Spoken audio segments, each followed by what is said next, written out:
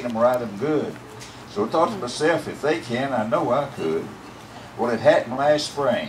It was the 15th day of May. Scars, I've still got them. I'll never forget that day. It was my buddy's birthday, and a bunch of us had been working cows. We finished up about 1 o'clock, and we all walked up to the house, and we just finished eating. We put our dishes in the sink when some darn fool broke out a bottle, so we toasted a birthday drink. We sat around the toasting an hour, maybe two, when this kid rode up on this contraption, and it was spanking new. He cut himself some didos and he reared up in the air. He rode that thing that away just about from here to there. Well, that's plumb simple, I thought. You got complete control. All you got to do is back off the gas and back to earth it'll go. Well, I can ride that thing, I said, just as good as them little kids do.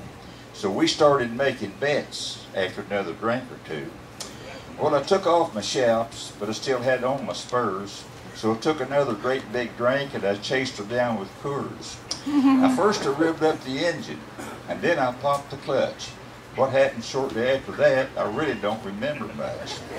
But they said that thing reared right straight up, just like a dying whale. But when it come down, we covered some ground because that's the only buck set sailed. First I hit the garden. I sure did make a mess.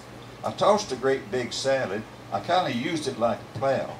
I whooped her around and brought her back, but darned if I know how. And then I hit the clothes. I ripped them right off the line.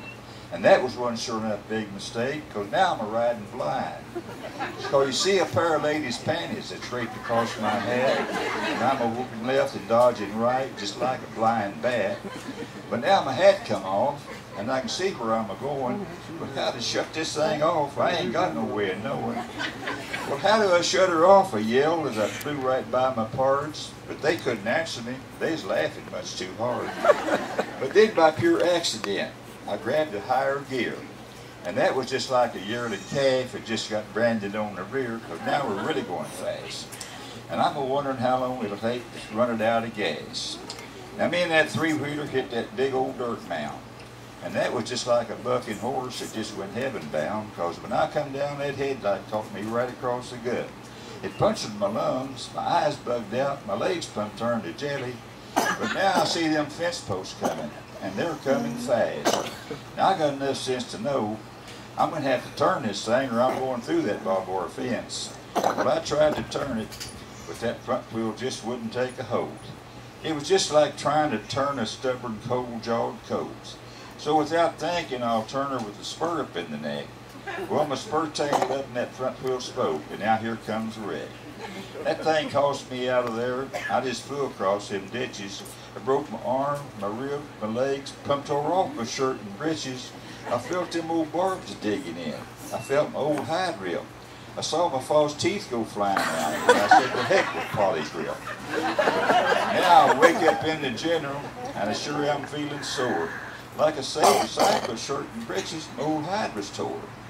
And I'm a-thinking about that ribbon that I'm going to have to take from trying to ride an overgrown tricycle. That was one sure enough big mistake. So now I'm back to punching cows, doing things I kind of know what to do. And I'm staying off them three-wheelers, folks, and that's my same advice to you. Thank you.